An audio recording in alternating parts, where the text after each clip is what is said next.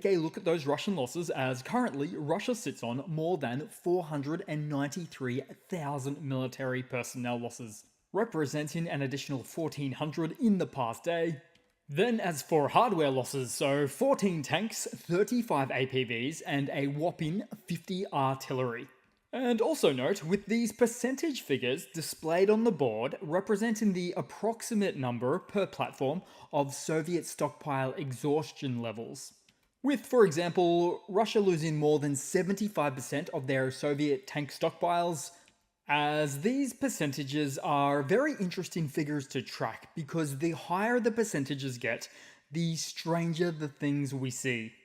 For instance, we see Russian battle trucks in placement of Russian tanks in some frontline storming positions, or Russian golf buggy ATVs performing a frontline offensive rush instead of armoured fighting vehicles, or motorcycles at the front instead of armoured personnel carriers. But even then, I think the strange has only just begun. Then we'll head to the map, into Ukraine, and quickly starting off where we see another 100% neutralization rate of the Russian drone sorties from Ukrainian air defenses throughout Ukraine overnight. Then we head to the northeast to Russia's creation of a buffer zone, or a sanitary zone as Putin likes to call it, with no interest at all by the Kremlin to capture Kharkiv city itself, as Putin would want you to believe. Of course, Putin only said this after Russian forces failed to collapse Ukrainian positions on the front lines there within the space of 2 days, as quoted by many Russian POWs. But as for the actual map as current, Russian forces did move closer to the settlement of Prilipka, but they're going to need a pontoon bridge or pontoon bridges, or come at the location, the settlement location, from a different vector of attack to achieve that gain. But the question some of you might have posed is, why doesn't Russia take this midpoint protrusion of Ukraine that almost seems to extend into Russian territory? Well, officially, Russia would like to join the two separate fronts on the north, but there's actually multiple factors making it much harder than it looks. So first of all, there's some river networks in the way just beyond the border there, making the travel of Russian convoys difficult.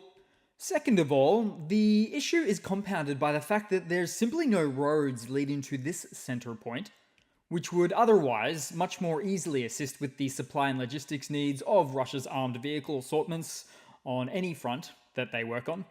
Oh, and case in point, slightly to the west of here, you can see Russia opened up a little front where, if you zoom in, that's exactly where the Russian yellow brick road leads to.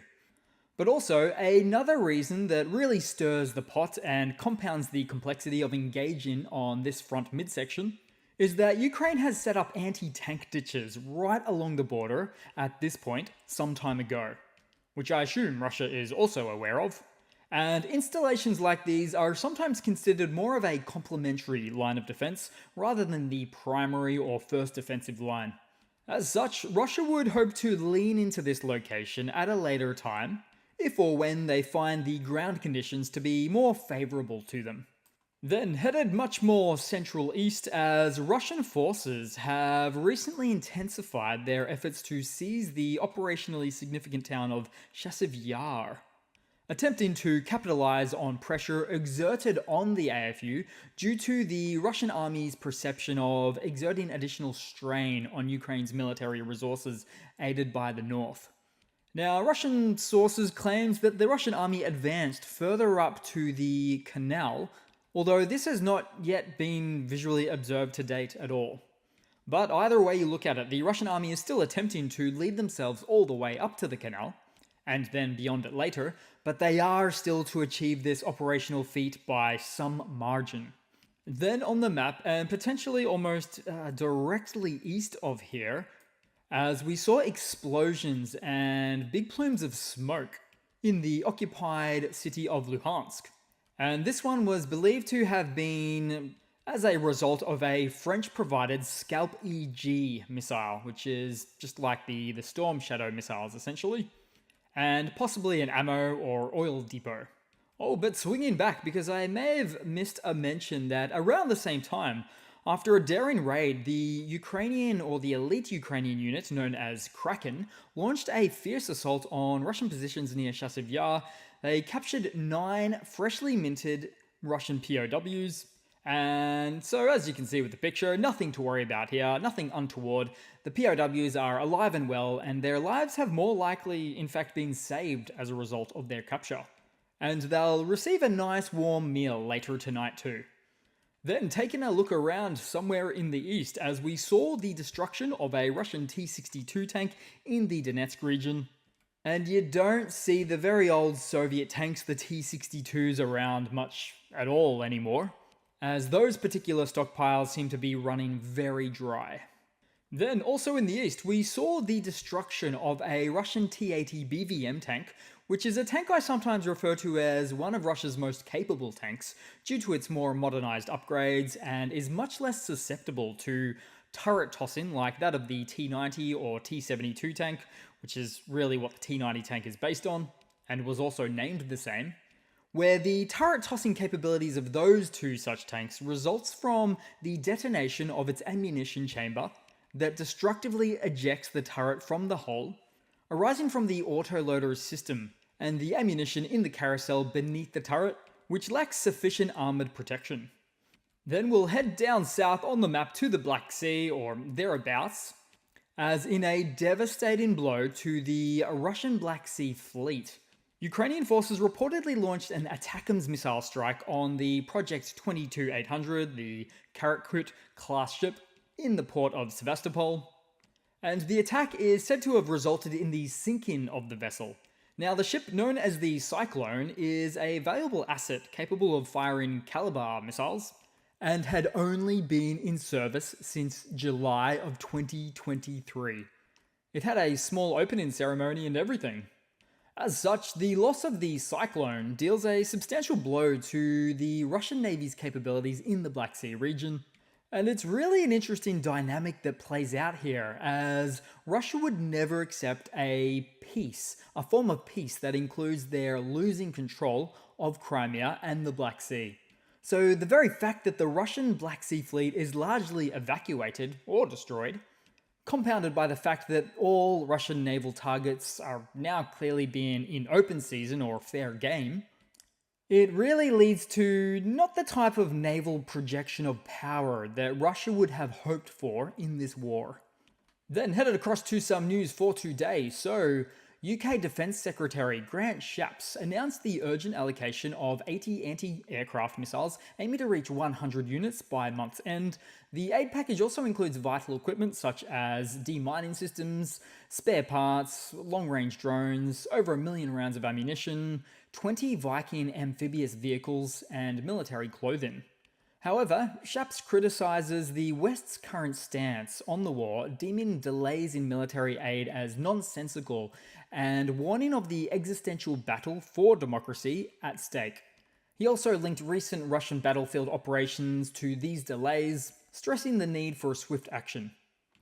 Then headed across to a Russian military mobilization blunder segment today, guys. So, recent interviews with newly captured Russian POWs reveals a brutal and unforgiving military that offers little choice but to fight.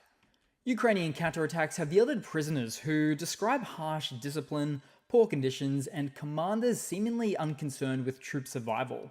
Russian tactics involve sending small groups of infantry in armoured vehicles to dig in near Ukrainian positions, forbidding retreat under threat of elimination.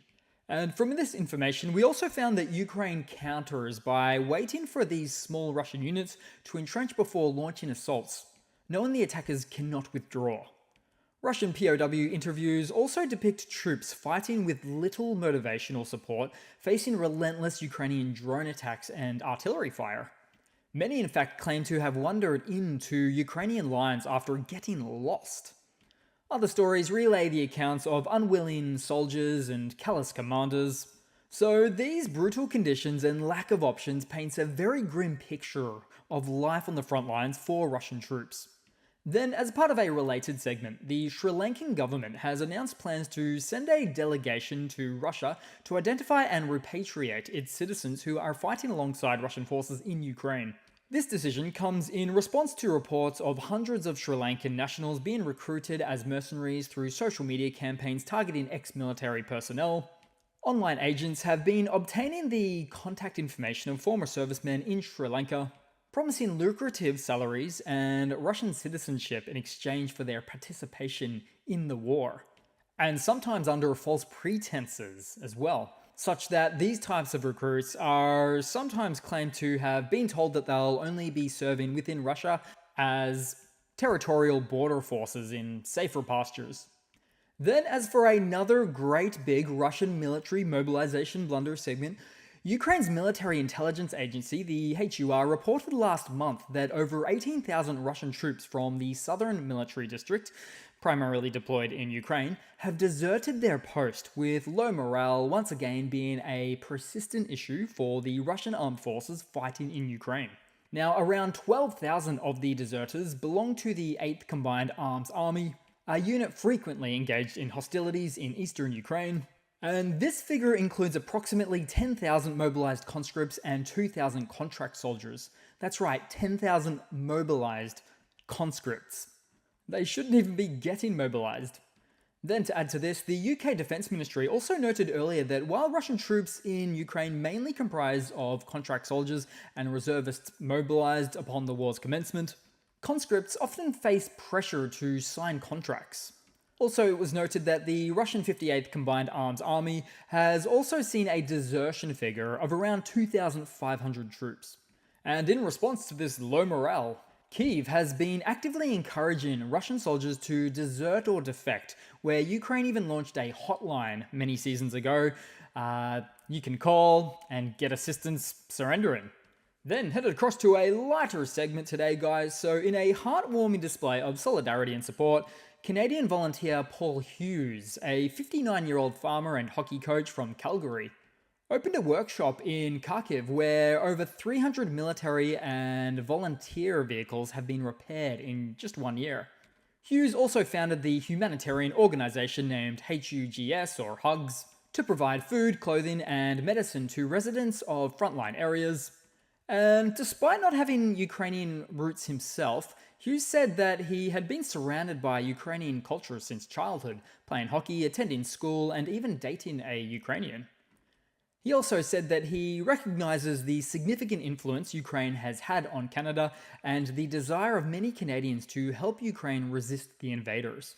Now, Hughes arrived in Ukraine just weeks after the Russian invasion and has been there ever since, helping people in need. Then headed across to a quick funny to round it all off for today, guys, as we recently saw more of the comedy clown acts of the continued Russian acts of desperation, with Russian MP Mironov proposing to give out occupied Ukrainian lands to participants of the special military operation. But there's a few concerns to this approach. Firstly, the lands they occupy are prone to the fallout effects of, well, a war is going on in the region.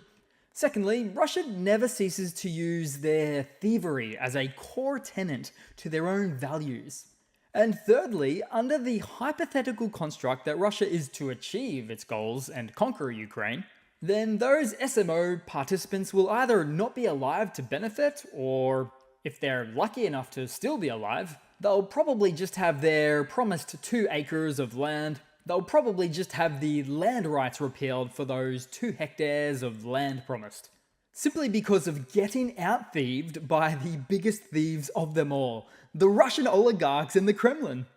Ah, the dangling carrot of desperation.